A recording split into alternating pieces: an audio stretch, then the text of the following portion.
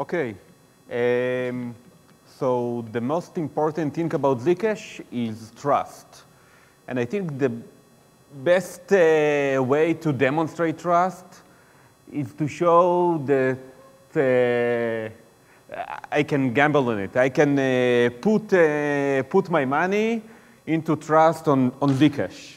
Okay? Something a bit more interactive and a bit more maybe interesting.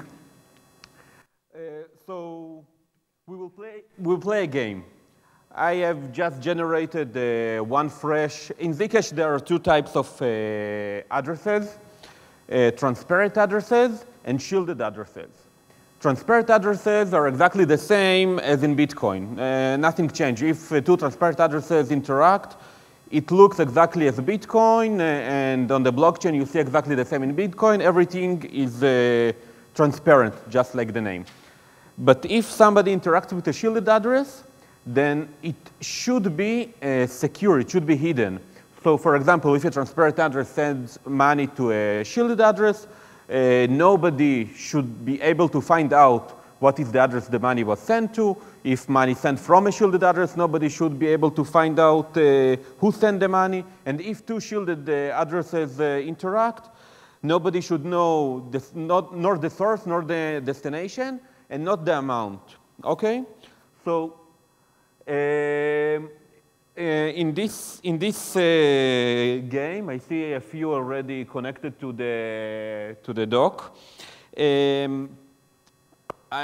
We've just made one fresh transparent address and 10 fresh shielded addresses. And I'll execute a script shortly that will choose randomly one of the shielded addresses and send money to it from the transparent address.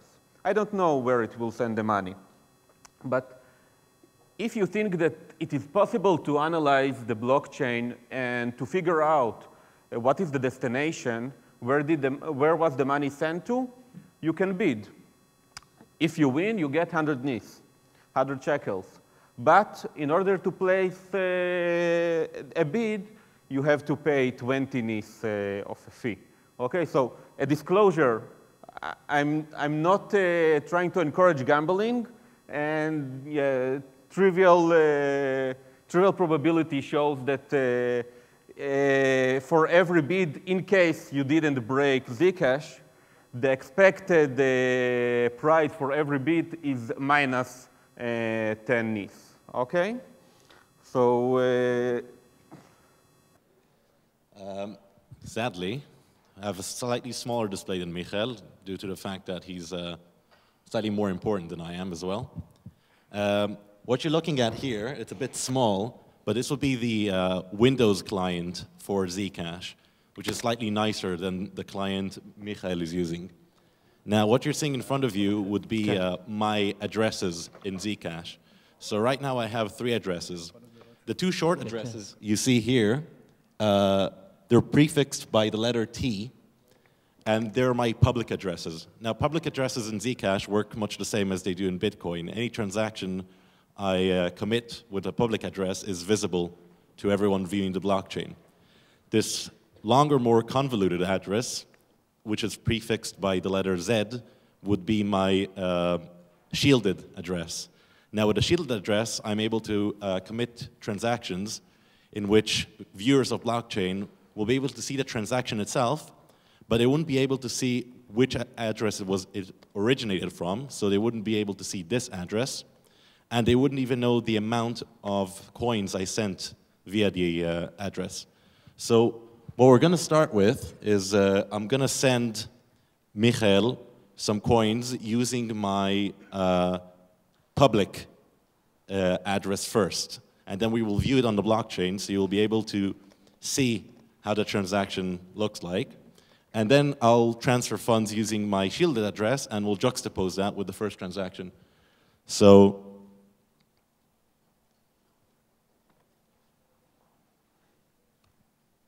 I'm going to take Michael's ZCash transparent address, and using this nice, neat little client, I can choose which address I want to transfer funds from. So again, I'm going to pick my public address, and my destination should be Michael's public address.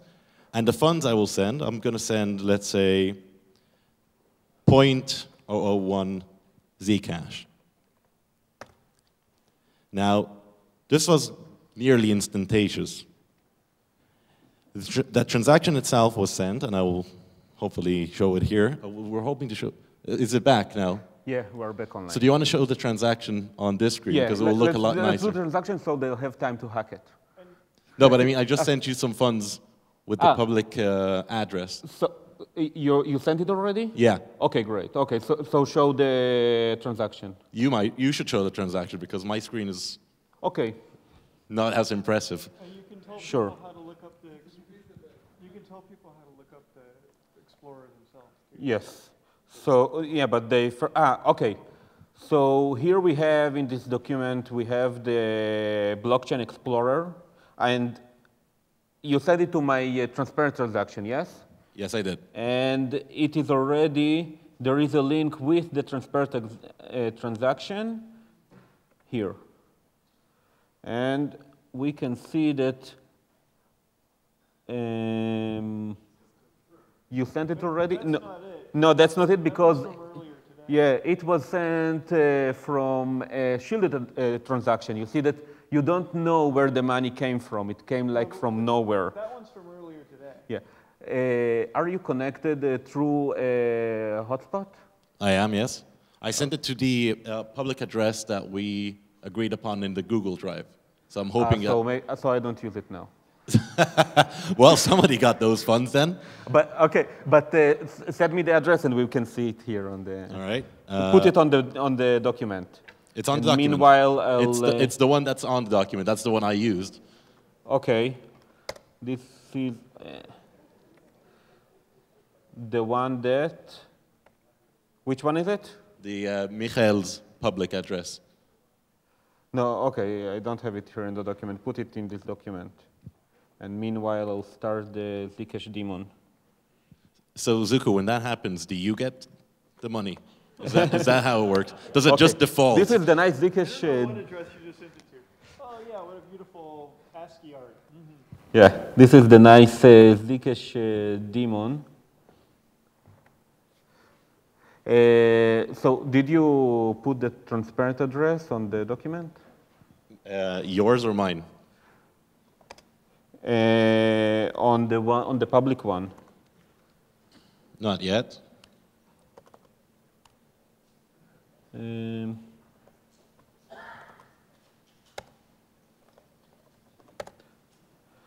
Okay.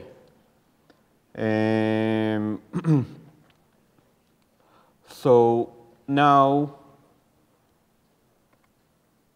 let's see the transaction.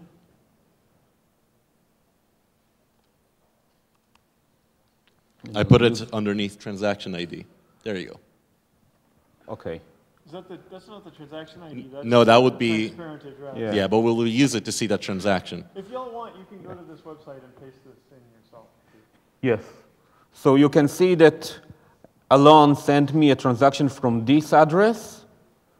Is that the one that just happened, or Yeah, that's the one. the one that just happened? Yeah, still unconfirmed.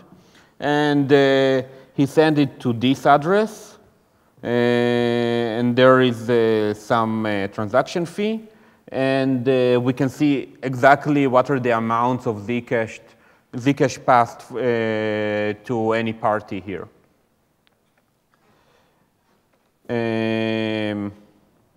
Okay. Let me just start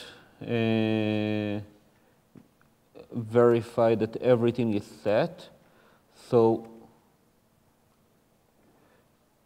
those are currently all the private addresses I have. Those are the same addresses that you can find in the shared document. And now I'll execute a script that chooses one of these addresses and passes to the money. Let's see exactly what the script is.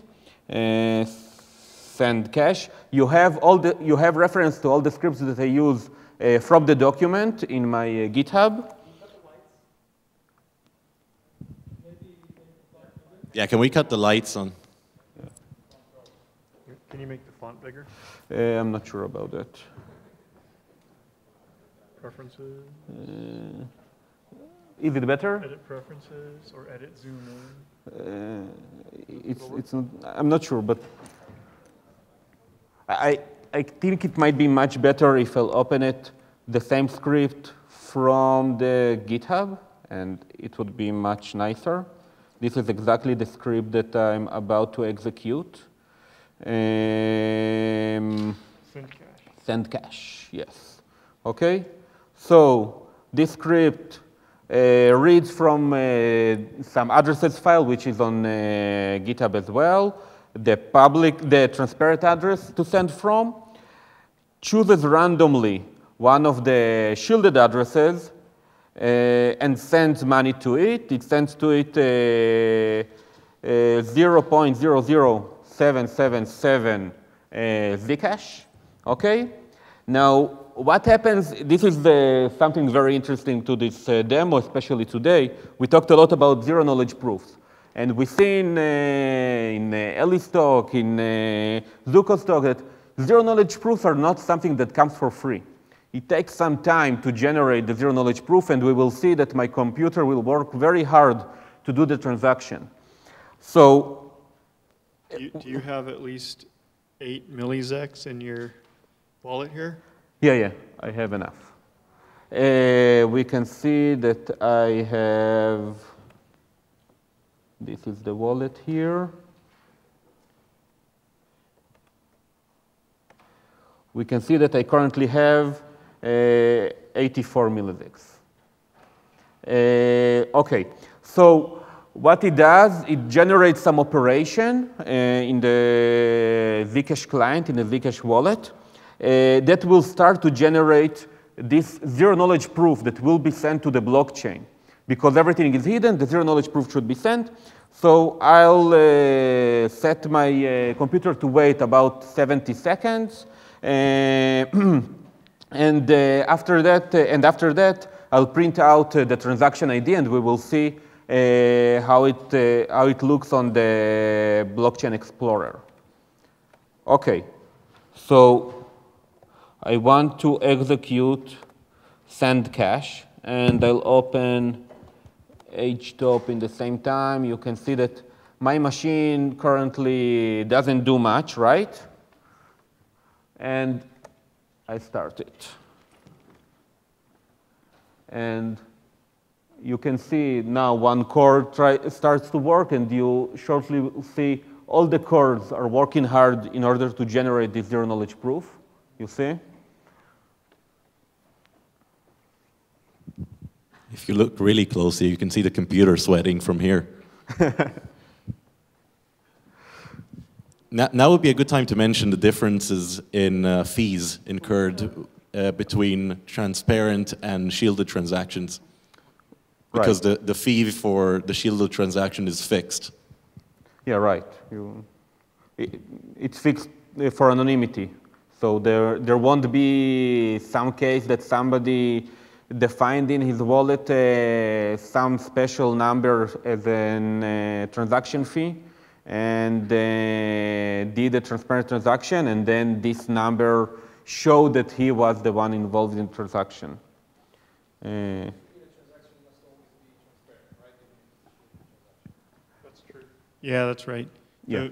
The question was, is the fee transparent even if the transaction is shielded? So yeah, every transaction, even if we do a shielded to shielded transaction, you'll still see the 0.001 ZCash fee becoming transparent because it goes to the miner.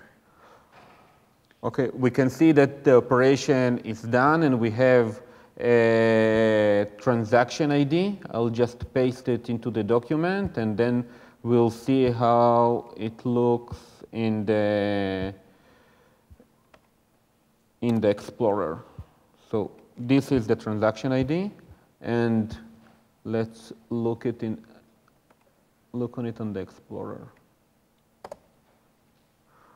Okay, so what we see here, we see that the transparent address that had 84. It had 8.4 millisecs. Yeah, millisecs. Did an operation that passed somewhere 777 microsecs, and the rest went to another transparent address, just as happens in Bitcoin. Okay, so this is a new generated transparent address that now I own, but nobody knows from this explorer where did the 777 microsec went to. And if anybody can tell, they can get nice money. Alon, maybe we can try to see how shielded to a shielded transaction looks like. Yeah, fair enough. But take away all my money, why don't you? Just a second, I'll just open a new wallet.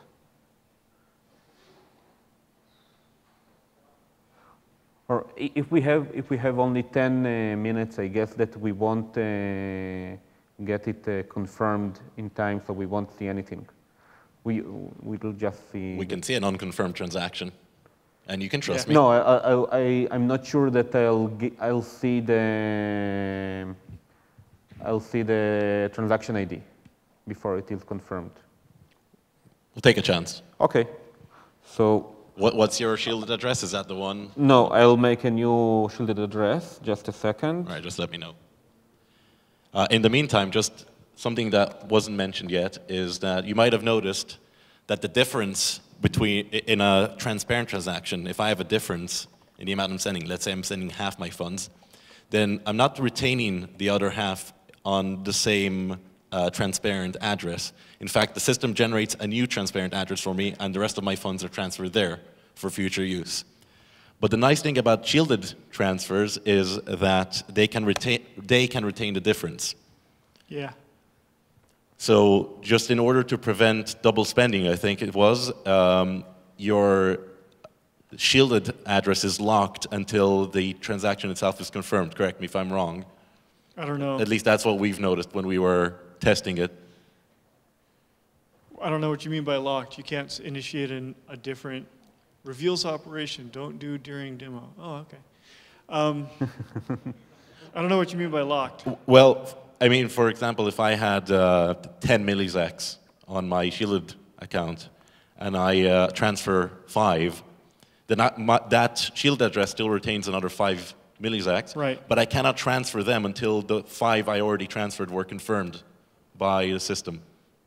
I'm not 100% sure why that is.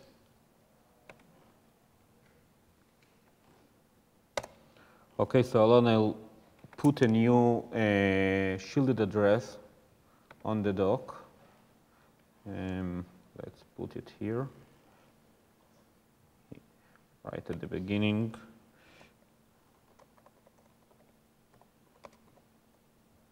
Actually, I have a pretty good guess why that limitation is, Alon. Well, share. If you saw my intro to ZCash today, there's a set of all known coins ever.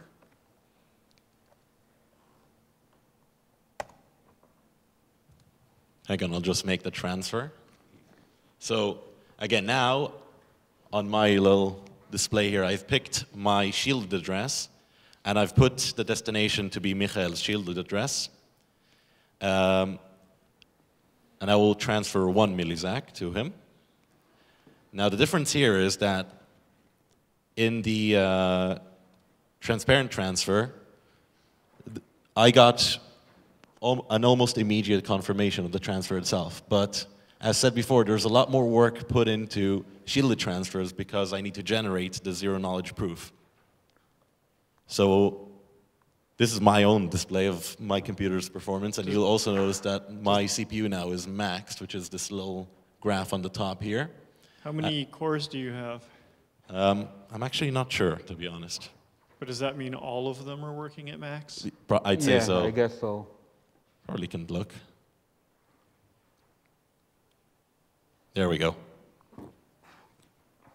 So 4 cores. Yeah, I guess it's hyper-threading, so half of them are virtual.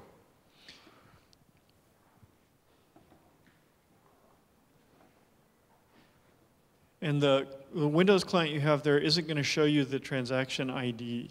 Is that correct? Is that what Yeah, you that's said right. earlier? That's interesting. They figure anyone who uses Windows doesn't need that information. So you can win 100 shekels if you can trick Mikhail into executing that one command there. Not right now, because I use a different wallet. Ah, okay. Did anyone actually take that bet? When is the deadline for betting? Can they go? Can they go hack Mikhail's computer? A bit less than 5 minutes.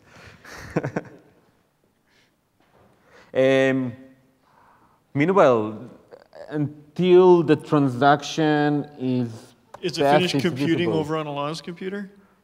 Did you finish generating the zero-knowledge proof? Not quite yet. It's in progress. Switch to the CPU display. Oh, yeah. It's all great. This right here, that's a computer living its worst nightmare. What kind of computer is that?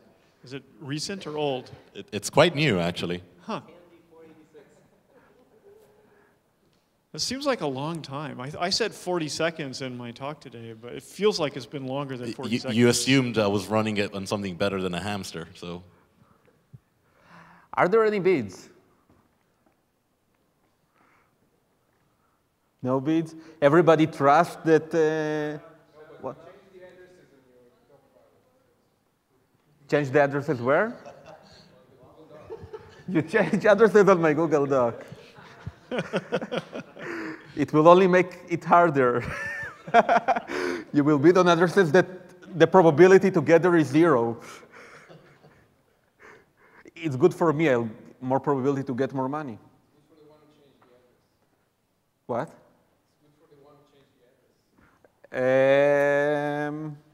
No, I think his probability is still the same. The price is not divided by all the winners. Hmm? I see.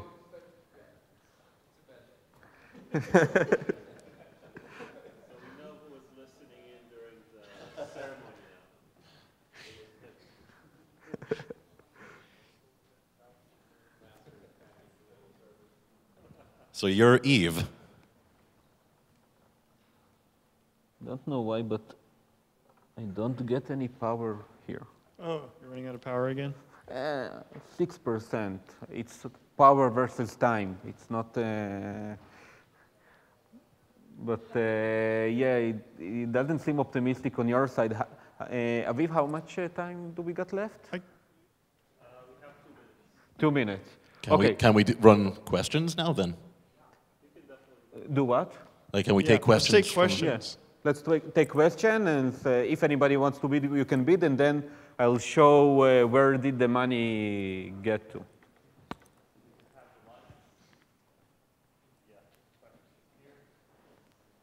Wake up, everybody. Nap time's over. Towards the really bad joke. What did the Russian bugger say? Give me all the cash. Okay, now any legitimate questions? Do we have security here?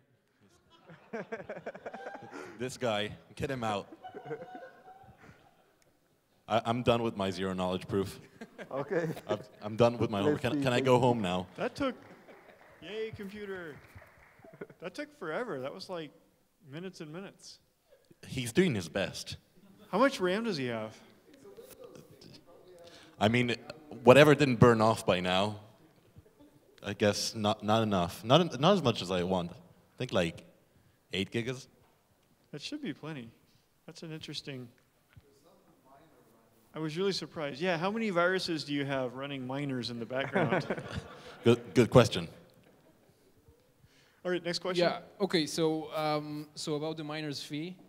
So right now, so it's transparent, and you have this recommended fee, right, for shielded transactions. Yeah. It's supposed to be constant for privacy reasons. Yeah. And do you expect, like, like people are talking about in Bitcoin, some fee market to arise and you know, and then people wouldn't be able to use a single recommended fee, or is that something you have plans for? Well, a fee market would be if there's enough people who want to do transactions to overload the capacity of the miners. So that would be great to have so much users.